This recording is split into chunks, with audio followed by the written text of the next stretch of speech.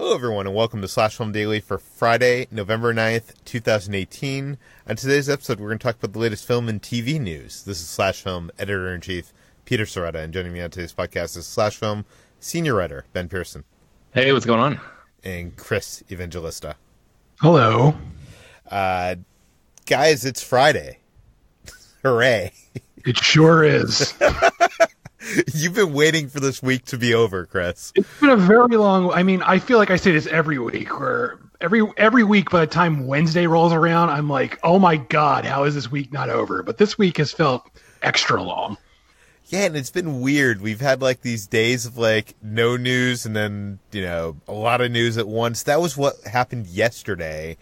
We didn't really have much news before we recorded, but after we recorded the podcast, Disney had their investors meeting and announced a bunch of stuff. So we're going to start with that, all of which Ben covered for the site. Let's start with the Disney streaming service, which we thought was going to be called Disney Play, but actually has a different name.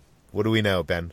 Yeah, it's now called Disney Plus. So the word Disney with the plus sign after it. CEO Bob Iger was on that investment earnings call yesterday and revealed the official name. And the interesting thing about this is that instead of how Netflix does a streaming service layout where everything is in a single grid, Disney Plus is going to do things a little bit differently. They have a bunch of different brands. So like Star Wars, Marvel, Pixar, traditional Disney stuff, and National Geographic. And all of those are going to be, I guess, split up on this streaming service. So they're all going to have their own individual user interfaces for those specific brands. So, Peter, I thought you yesterday when we found out about this, you made an astute observation about how that fits in well with the Disney brand overall. Yeah, it's kind of Netflix is kind of this boring black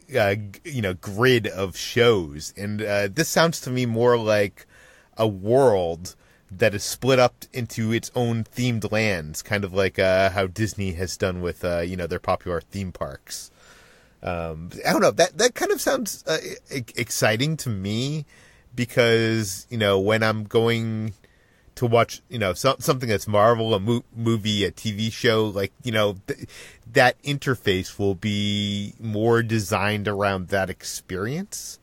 But I also could see the other side of things. Maybe one friend I was talking to said that it kind of just reminded him of old Flash websites and how that was kind of a horrible experience.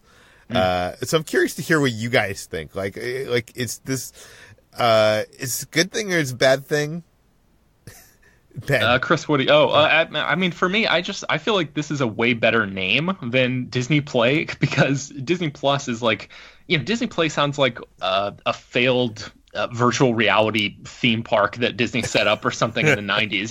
It just had this name, that's what we're going to call this thing, really. But Disney Plus sort of goes back into their naming convention that they set up with ESPN Plus, which they own. And that's a streaming subscription service specifically for sports stuff for ESPN. So it makes sense for them to call this Disney Plus. I mean, I think, yes, Peter, it is cool that each of the silos or whatever the brand silos that they're going to be calling these things are going to have their own individual outlook. I don't really know. I mean, it doesn't change the content any. So I guess It's just one little nifty design element that separates it from its competition. But Chris, what do you think?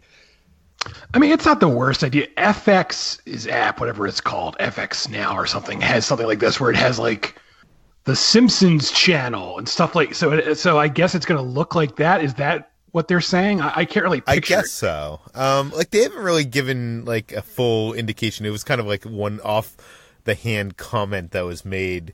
But I don't know. I like that Disney is approaching this as not, Netflix, but Disney, and they're trying to figure out how do we make it the Disney version of what this service could be. And, I think going towards their theme parks and how that's set up, kind of they're instilling it in their, I love Disney. So I know this sounds like, a fanboy, saying how great it is, but, I kind of I kind of like that they are making it their own, and it isn't just going to be, this boring grid. And I hope to God that, when they come out with new programming, it'll be easier to find than that horrible Netflix interface. Yeah, I mean, this definitely sounds easier to navigate. I'm by no means a Netflix hater, but they're really bad at just advertising their stuff. It's hard to find their stuff, and they have so much of it. So this sounds like a good way of getting around that. Yeah, and Netflix has so much stuff, and they don't really have, the buckets to put them in or the folders to put them in. Like, it's really like, you can go into TV shows, movies. Like, they have a bunch of those, like, different categories on the main page, but it's really hard to, like, find stuff on Netflix. I feel like with all the money Netflix has, they should invest in some kind of UI developer. And I don't know. Well, I'm wondering, like, how soon after this comes out and it's a hit that Netflix starts ripping it off, basically. Netflix is like, oh, we're going to do that too. And then maybe they'll improve, kind of like the Apple way, where Apple sees what other people are doing, and they steal it and improve it. I wonder if that's going to happen. We should also talk about Hulu, because Disney owns a portion of Hulu, and we've kind of been wondering what's going to happen with Hulu now that Disney is starting their own streaming service. They acquired a bigger stake in Hulu with the acquisition of 20th Century Fox. Ben, what do we know? Yeah, so when the Fox acquisition officially goes through early next year, Disney is going to own 60% of Hulu, and that means that the future of Hulu as we know it has been sort of up in the air. A lot of people have been wondering if Disney is just going to, shutter it altogether or maybe roll it into Disney Plus, that new streaming service, or what's going to happen. But on that same investor call, Bob Iger, the CEO of Disney, actually talked a little bit about his plans for Hulu, and he said, given the success of Hulu so far in terms of subscriber growth and the relative brand strength and other things too, like demographics, we think there's an opportunity to increase investment in Hulu, notably on the programming side. So the big takeaway here is that Bob Iger is actually looking to potentially back Hulu and give them more resources, give them the full Disney resources of, to give them more original content. He's also looking to expand Hulu internationally. So that is something that Netflix especially has excelled at in recent years, where Netflix has basically reached like market saturation in the United States and North America. So they've decided to start creating all of these original shows and movies that are aimed specifically at foreign audiences to try to increase their subscriber numbers around the globe. And we don't know yet if Hulu is going to do that exact same thing, if they're going to follow that same exact format. But Iger basically just said, we're going to wait until the deal officially closes before we have meetings with the Hulu management team to make those decisions. But it sounds like right now that they are serious about keeping Hulu, keeping them, first of all, up and running, which is good news for anybody who likes Hulu and the way it is. And second of all, they might even just make Hulu a better streaming service overall by giving them the resources to have more programming. Talking about bad interfaces, someone needs to fix Hulu. I've been wondering since Disney announced the streaming service and this, this deal with Fox going through, apparently going through, what would be left for Hulu with the Disney streaming service launching. But now that we know that the Disney streaming service is going to be split up into right now 5 categories: National Geographic, Star Wars, Marvel, Pixar, and Disney. That doesn't seem to include like ABC and the other TV networks. I would assume that content's probably going to go on Hulu. Not that anybody said anything about that. But Chris, I'm wondering, you probably watch more Hulu content than both me and Ben combined. Like, are you nervous about what's going to happen to Hulu? I mean, maybe. I don't think. Whatever happens, I don't think like the Hulu content is just going to like go up in smoke the way Filmstruck is, unfortunately. But I'm not really sure. I mean, I do like Hulu. I don't mind the interface so much, so I guess it's really a wait and see sort of thing. What do you think about the original programming on Hulu thus far? I haven't seen a lot of it, but the stuff I've watched, I liked. I mean, I really liked Castle Rock. I loved The Looming Tower, which is another one of their shows. So they're slowly building their own lineup. It's not quite as good as Netflix yet, and I don't think it's quite as buzzed about. Like, I really like this show they made called The First about going to Mars with Sean Penn, but I haven't seen anyone talk about that. So I really don't know if they're having as much of an impact as they should be. It's weird for me. The Hulu original programming feels more like network television than it does like, cable or premium, like cable programming like Netflix and, AMC and the HBO, that kind of stuff. Ben, do you have any experience with Hulu originals? Yeah, I mean, I watched The Handmaid's Tale. That's the big one that I've seen every episode of, and that one certainly doesn't seem like something that would be on network TV. But I think generally, I don't know. For me, I haven't really watched much of their original stuff beyond that. I've seen some of the episodes of like the Mindy Project, which Hulu saved after NBC canceled it. But yeah, I haven't really gotten a chance. I've added a bunch of stuff to my queue there, but it's sort of like the third or fourth thing that I check through when I'm looking to watch something. I'll go to my DVR first, and then I'll go to like Netflix, and then check down to HBO Go or something like that, and then go to Hulu. And so there's still a lot there that I haven't sunk my teeth into yet. Is Handmaid's Tale the lone prestige original show at Hulu at this point? I can't think of anything else. I think it has to be. Yeah, I can't think of. I mean, Castle Rock had a lot of hype around it, but I don't think that's like prestige. Yeah, that's not going to be. I don't think we're going to see a lot of that with the award season and stuff like that. Yeah, it'll be interesting to see what happens to Hulu and also where 20th Century Fox falls into this, because we don't know. We've heard that Iger wants to keep this Disney streaming service, this Disney Plus. I don't know. I don't like this name. I know, Ben, you like it, but like, what does that even mean? Disney Plus? It's like more than Disney? Yeah, it's, I don't know. Google Plus to me. Isn't that like a thing? Like Google Plus? Or am I remembering something wrong? I don't know. That was a thing. It's kind of a thing. Yeah. No, it's, I'm wondering if 20th Century Fox could become the sixth brand in that Disney streaming service, or if the Fox content might somehow fall into Hulu in some way. Like, is it too adult? Is it above the family-friendly threshold that Disney wants to keep on the streaming service? Yeah, like, would they include some of that stuff in the Disney category? Because that, just the word Disney sort of implies family friendly. So yeah, I can see what you're talking about there. That might be a problem for them. But Ben, it's Disney Plus, so it could be more than just Disney. Right. Yeah. Disney After Dark. Oh, look at that! At the same time. I was just gonna say the good thing about this, for people who may be a little bit nervous about what might happen to Hulu, is that Bob Iger so far, I mean. He has acquired so many different brands over the course of his tenure at Disney, and for the most part, he's done a really good job of putting people in charge of those brands and not necessarily micromanaging them to death. So I think the idea that he would want, he's talked about how he wants to approach Fox Searchlight when that Fox acquisition goes through, where he basically wants to leave that alone. So I think he's a smart enough guy to know when something is working. So it's just a matter of how long Hulu will continue to work in Disney's eyes, and whether or not they eventually change their minds about that.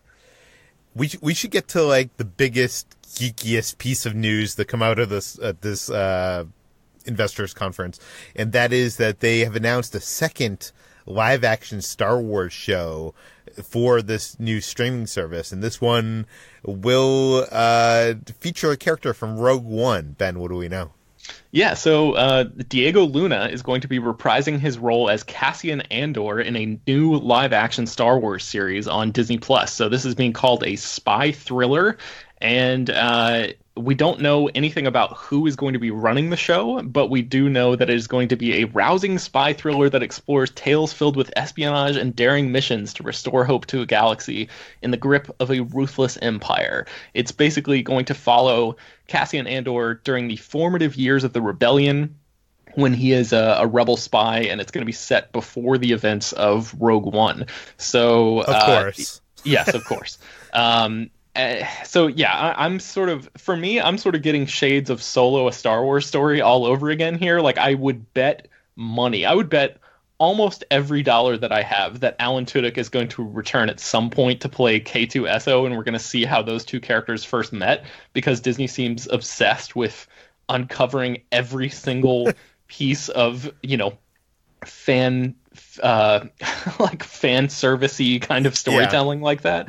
So I'm guessing that's going to happen at some point in the show. But Peter, what do you think about this? I wasn't a huge fan of Cassian or Diego's performance in that movie. And it seems like they're taking the approach that Disney Plus is taking with the Marvel shows. Like, they're really bringing side characters from the big movies and giving them their own, limited series. But I'm not sure if this character warrants that, although the thing that does excite me about this is that it could be a spy show set in the Star Wars universe. Like, I know we've seen a lot within the Resistance and the Rebellion, and there are spies there, but we really haven't seen like a lot of espionage going on in the Star Wars galaxy. And I feel like if that's what the show is, it could be really cool. And to your point, I was also thinking that for sure we're going to find out how Cassian meets K2, and we're also going to Jason from Making Star Wars. I want to credit him because he tweeted that Enfys Nest shares some DNA with Saw's group from Rogue One. There's a character there, two tubes and some stuff like that are connected there. I'm wondering if this show could, feature those characters, because most of those characters are not even name actors. They're people that in costumes that they could easily reprise. Maybe you might have to get Saw to come back, Forrest Whitaker, but that could also happen here, because Saw's group probably mingles a lot with that kind of spy missions and stuff like that. The under the cuff kind of the Star Wars universe. Chris, what do you think of this? I don't understand why every new Star Wars project has to be a prequel. It's getting really weird at this point. Like, why is everything new other than that main trilogy or whatever you want to call it now a prequel? And it's very, very weird to me. I don't understand why they keep doing, like, even The Mandalorian, isn't that like technically a prequel too? Like, yeah, there has to be stories beyond what we already know. I just don't get it. I think they're afraid of stepping all over each other, and they want this. They don't want. I don't know. It's also this kind of there's these different class of shows and movies and comics and stuff, and I feel like the saga films have always been at the top of the ladder, and the other stuff kind of fills in the gaps in between, and I feel like they don't want to step on the toes of the the big guy on the top of the castle. But I don't know. I wish they would just do more original shows in this universe with the original characters, because I feel like, and I've said this many times on this podcast, but Marvel fans go to Marvel movies and shows for the superheroes. They love the superheroes. Star Wars fans go to Star Wars TV shows and movies for that universe. And I feel like, we don't need, I don't think anybody was itching for a Cassian show, aside from our own Donna Dickens, who was working on a pitch on how Cassian should be given his own TV series, which we published today. It ended up being a thing that she was working on that ended up being true. So you can read that. I'll link it in the show notes. But we've probably gone overboard with this whole Disney streaming service talk. Let's move on to the rest of the film universe, and let's start with Fantastic Beasts: The Crimes of Grindelwald, which is coming out, and the first reviews have hit. Chris, what do we know?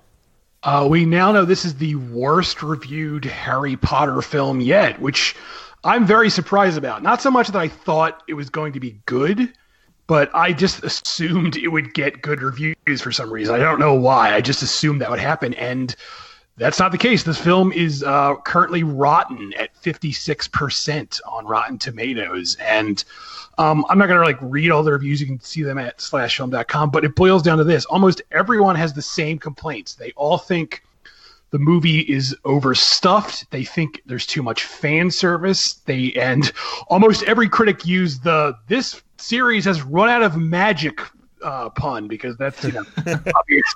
So much so that I put it in the headline of the review because of the Roundup, just because that's what literally every critic has some variation on that line, that the series is running out of magic. And that's a bad sign, because this is the second film in what's supposed to be a 5-film series, and it seems like they're already running on fumes. So hopefully they can course correct, because they're not going to just stop making these movies. So, and it goes without saying, this film and the future ones, they're critic proof. No matter what these films get reviewed as, there's such a big Harry Potter fandom that they're going to go see it. Like, I have a friend who him and his wife are big Harry Potter fans, and they don't even like these movies, but they're like, we gotta go see it because it's Harry Potter. Like, they just feel compelled to do it. So no matter what happens, this movie's going to be a hit. But according to critics, it's not good. I mean, you are right. It's critic proof, but eventually, like the Transformers films, people are gonna, catch on I feel like 5 films, maybe, they'll probably catch on by the 5th film, and by then the damage will be done. It seems so interesting to me because the first film kind of got criticized for not having enough of the connections to Harry Potter, and this one, it seems like, they're going back to Hogwarts and there's Dumbledore and stuff, and now that's the thing that's criticized about this movie. I had actually talked to 2 people who had seen this movie and said it was better than the first of the Fantastic Beasts series. Not that is a glowing endorsement, so I'm interested in checking this out myself. Ben, you haven't even seen the first one, so you're just out, right, at this point? I think I'm pretty much out, yeah. Okay, let's move on to Conan O'Brien, who wants to reinvent the late night talk show format for the YouTube generation. What do we know, Ben? Yeah, so in 2019, Conan is going to be making some major changes to his show. He announced this a little while ago that he's going to actually going from an hour-long format down to a half-hour starting next year, and he's getting a radical reworking of the show. And in a new interview with Variety, actually he was speaking at an event yesterday, I think, where Variety was there, and they grabbed some quotes from him from the stage where he was talking about how the modern late-night traditional broadcast TV format is basically irrelevant and has been for a long time. He said it, quote, doesn't make sense anymore for younger audiences who watch clips of the show on their phones to tune in and watch, guests blather on about the shows that and movies that they're there to produce or promote, rather. And so instead of just, shrugging his shoulders and following tradition for tradition's sake, Conan is deciding to actually switch things up. He is getting rid of his band, which he's been with for 25 years on TV, so that's a sort of a big deal for him. He is focusing on crafting moments where viewers can see him have fun on screen. He's called his new format of the show more loose and playful than previous efforts, and he is going to be experimenting with doing stuff like streaming video that allows him and his writing team to sort of comment on stuff in real time and maybe allow viewers to tune in real time as well. He said that kind of stuff is what reaches the younger fans, and that's always been Conan's audience. He's always had a really good relationship with younger viewers, at least in comparison to somebody, like Jay Leno, who has been speaking to our parents' generation for the entire time that he was on TV. Yeah. I mean, I think we've been going this way for a while now. Most of, the clips you see, I mean, most of what I see from either Jimmy Fallon, Jimmy Kimmel, it's on YouTube, and it's a segment produced with a, guest for maximum viral potential, right? Like it's not really about them talking about the movie. Yeah, it sounds like those kinds of things are small segments of what Fallon and people like Kimmel do these days, but this Conan show is going to be designed where like the whole thing kind of has that vibe. At least that's my understanding. It's supposed to be more just aimed more at a digital friendly audience for the entire show, instead of just okay, here's the fun part where we create this thing that we hope goes viral, and then the rest of it is, here's the monologue, here's where the guest comes out and talks about this stuff, here's where we show a clip, the traditional kind of model. Yeah. Chris, do you have a relationship with late night talk shows, and does this make you more or less interested in checking this out? I don't watch them now. I used to love Conan when I was, in high school and college, and as much as I loved his stuff, I have to admit I always forget he still even has a show on. So maybe this is a good idea for him. I do remember, his first show was so good at just weird, surreal skits. So he seems, of anyone, like the best person to pull this off. I mean, no offense to Jimmy Fallon fans, but Jimmy Fallon is not funny.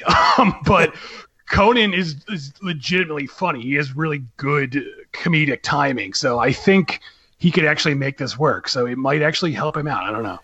Chris, I wish I could fly you out to Universal Studios in Orlando and have you ride the Jimmy Fallon ride, which there's a ride? Yeah, there's a ride where it's Race Through New York with Jimmy Fallon, where you are in the audience for the Tonight Show, and Jimmy Fallon comes out with a car, and he challenges the audience to a race through New York, and somehow the audience turns into a car, our thing turns into a car, and we're racing through New York with Jimmy Fallon, and it's literally every 5 seconds there's a bad joke, like literally. Like coming at you in 3D space. Like it is horrible. I'd love to fly you out there and videotape your reaction to this ride. It's let's make this happen. We're gonna launch a Kickstarter to send me to the Jimmy Fallon ride. That seems like an excellent use of everyone's time and money. Yeah, I was a big fan of Letterman and Conan before the Tonight Show thing. I feel like he's, I don't know. Yeah, I've forgotten he's even on. But, if this stuff's... I don't feel like I'm going to watch this. I'm not going to probably DVR it. But if the clips are good enough, I guess the viral potential of them will send them into my feed, and I'll watch them there. He's also launching a new podcast where he actually talks with guests for, like, a longer time than the 5 minutes that he was able to on his show. And I just like Conan as a personality. I feel like Chris said, he's legitimately funny and he has like interesting things to say, so that might be a good option for people too if they're not interested in the even a half-hour version of the TV show. Just add another podcast to your queue. We have 3 more stories, guys, and we're at the 30-minute mark. What do you vote? Do you vote that we keep on going? Like, I think these stories are big enough to talk about. Yeah, let's do it. Should we go long? Okay, we're going to go long. Let's go next up to a satanic temple that is suing Netflix over Sabrina, a $50 million lawsuit. Chris, what is going on here? Not a satanic temple, Peter. The satanic temple is suing Sabrina. Midway through the new Netflix version of Sabrina, there's a scene where you see a statue in the witch school that Sabrina is attending. And to the untrained eye, this may look like a statue of Satan, but it's actually Baphomet, which is this goat-headed winged demon.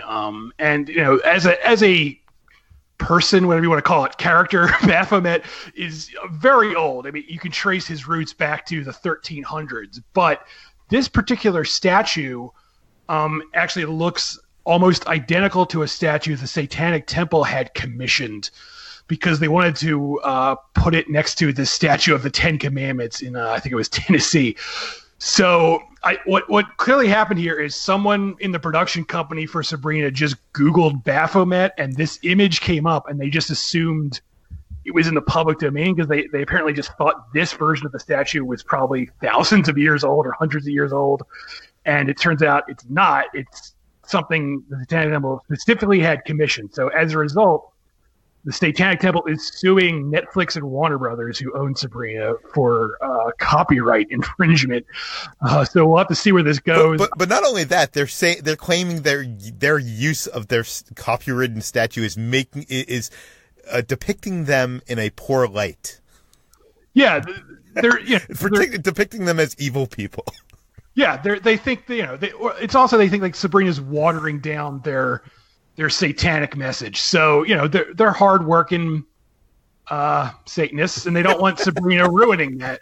So on one level, I get why they're doing this. On another level, it's a very uncool thing for the Satanic Temple to do. I thought you were cooler, Satanic Temple, but I have a feeling this is really just for publicity, and it's probably going to turn out okay in the end, but we'll see. I mean, one of the first things they teach you in film school is anything in the background, be it people, art, whatever, you need to get the rights. Like they're like, you can never pull off a movie where you shoot it in Disneyland, and then that movie came out and they actually pulled it off. But so I see the legal argument here that if they're copying their copyrighted work, they should get paid for it. And I think that's probably what's going to happen. I bet you there's going to be a lawsuit out of court for high 6 figures or low 7 figures. Ben, what do you think about this? I'm kind of right there with Chris. I feel like this is not a very Satanic Temple move, is to take it to court. I just feel like they should, I don't know what the more hardcore Satanic move would actually be in this situation. I'm sure it would involve pentagrams and I don't know, spells of some sort cast against them. But yeah, I don't know. I mean, I kind of want to see the court transcript if this actually goes that far, because I feel like there would be some pretty entertaining stuff in there. Yeah, for sure.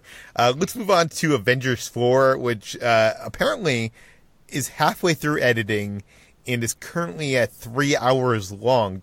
Ben, does this mean that when this movie hits theaters, we're actually going to be in the theater for 3 hours? It's possible. We don't know. So Joe Russo, the co-director of Avengers Infinity War and the upcoming Avengers 4, said that the movie is currently sitting right at 3 hours. We'll see if that holds, he said. He also said that they were about halfway through the editing process and they are just scratching the surface on all of the VFX shots that they're putting in the movie. He said that there's more than 3,000 of them, and that is even more than the 2,600 that appeared in Avengers Infinity War. So he said those shots require a lot of time and thought and energy and effort, and we're in the very early stage of getting VFX done. We're just getting started with our work on Alan Silvestri on the score, and we're still editing the picture at this point. So, I mean, as he said right there, they're halfway through editing, and this is at 3 hours. It's important to note that this is not in an assembly cut, which is basically where all of the filmmakers, every filmmaker does this. They drop basically every single usable piece of footage into an editing software timeline. And not just every usable piece of footage. That includes, if someone improv'd, 10 different reactions, 10 different joke reactions to a line, all 10 would be in there. Yeah, and then you just start carving away at that to form the finished product. And so this is way past that point. This is not that. And a lot of times you'll see stories like that from different sites that are like, oh, Black Panther might be 4 hours long or something. And it's like, no, that's just an assembly cut. That's not what's happening here. And in this particular situation, he said, we'll see if that holds. So that's sort of that's an implication that that this could actually be close to the final runtime anyway. And Avengers Infinity War was 149 minutes. So if this ends up at 3 hours, that'll be about 30 minutes more than Infinity War. And that sort of makes sense considering this is going to be, the biggest superhero movie ever made. And the story is huge and it's coming off of this big cliffhanger from Infinity War. So I wouldn't be surprised at all if this movie ends up being Marvel's first 3 hour film.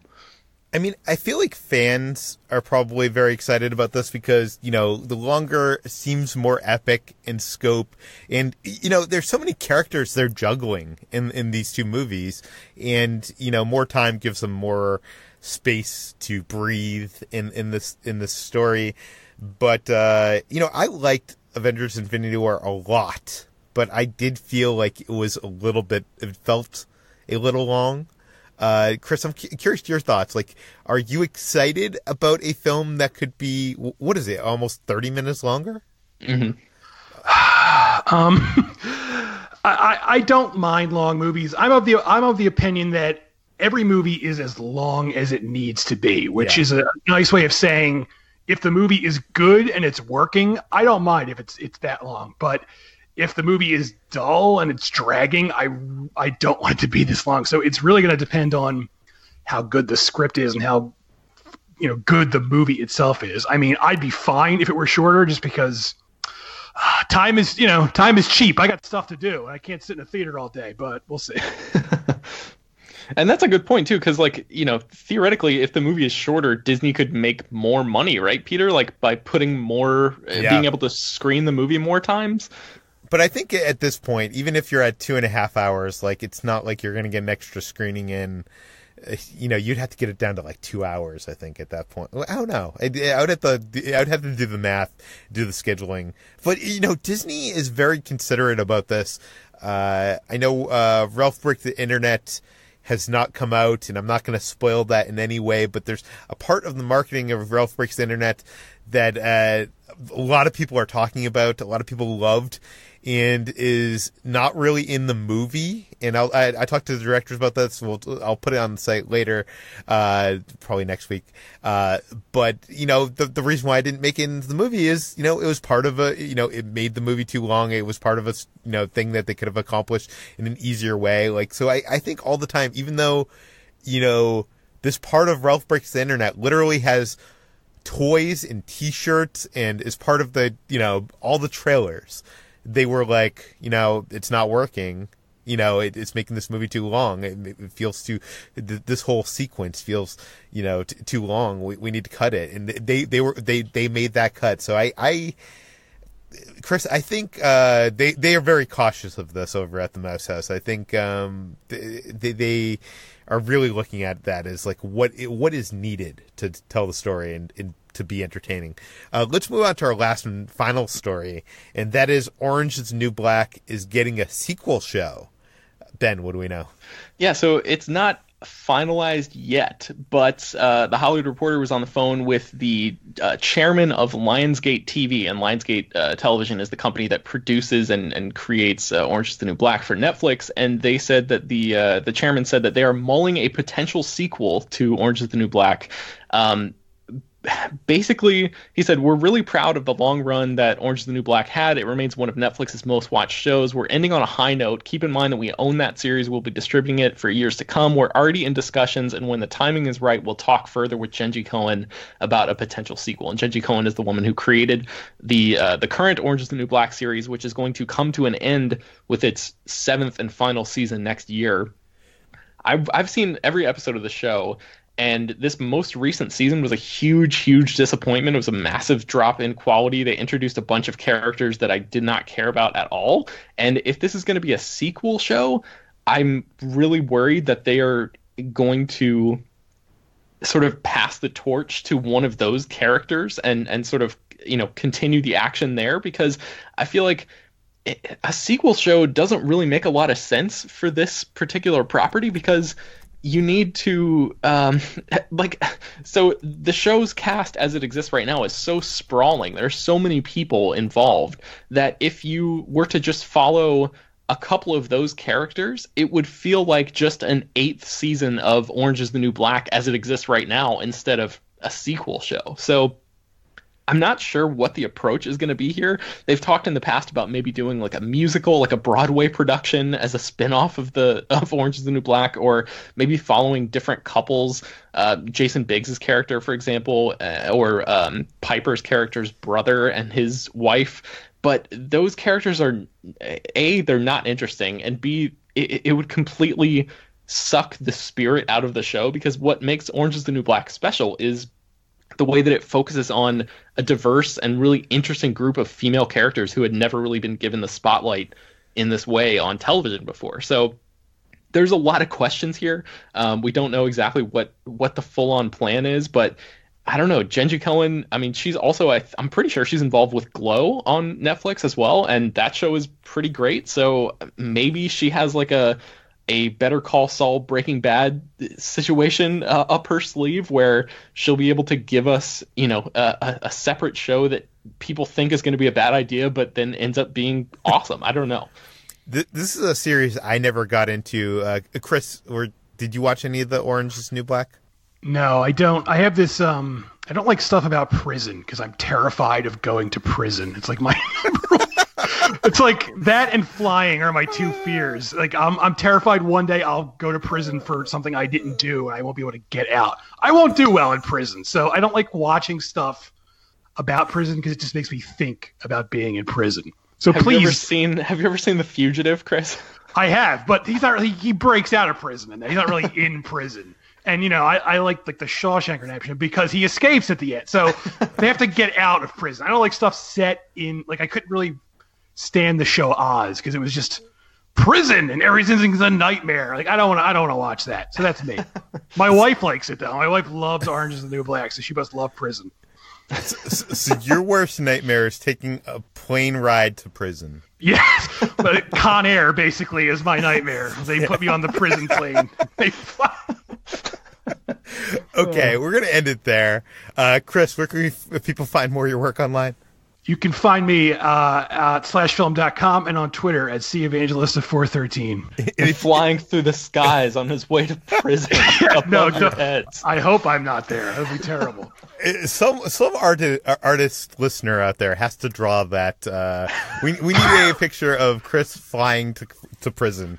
But and also speaking of, we need more questions for the life advice segment with Chris. So if you need some kind of life advice, and it doesn't have to do with movies, it could be a situation between you and your girlfriend, or whatever it may be. Send it into peter@slashfilm.com. Ben, where can people find more of your work online? You can find me writing at slashfilm.com, and I am on Twitter at Ben Pears. You can find me at /film on all social media. You can find all the stories we talked about today on /film.com and linked in the show notes.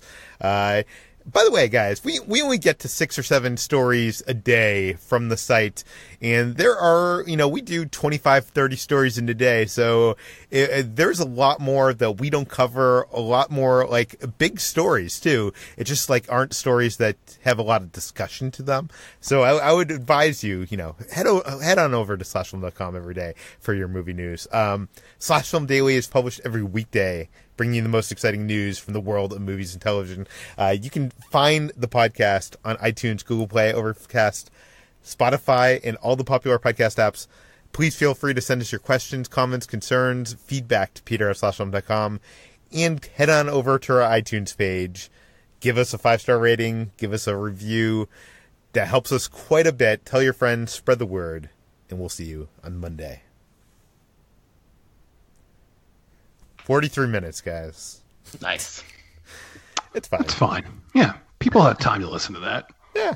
I feel like people want longer podcasts because they listen while they're doing stuff, like when they're at the gym and stuff. They need to pass that time. Plus, there's that guy that fast forwards 50 seconds through the stories he doesn't want to hear. Yes. So he doesn't. It's. And it's also interesting because I actually got this email the other day from someone who, even though we give spoiler warnings and we're like, spoilers for this movie coming up in 5 seconds, people say that they listen to this show in the background, so sometimes they miss stuff like that. So they don't want us to have any spoilers at all in the context of the show. What do you guys think of that? I think they should be more attentive listeners. That's not, we're doing this to be heard. We're not background noise, sir or ma'am. You need to listen. You need to listen closely. Ben, are we careful enough? I like to think that we are, because I feel like I'm a pretty spoiler-verse person in general. So I don't know. I mean, I guess there are people out there who are way more spoiler-verse than me. But I think we strike a pretty good balance of generally not talking too much about spoilers on the podcast. And when we do, we at least mark it with a warning.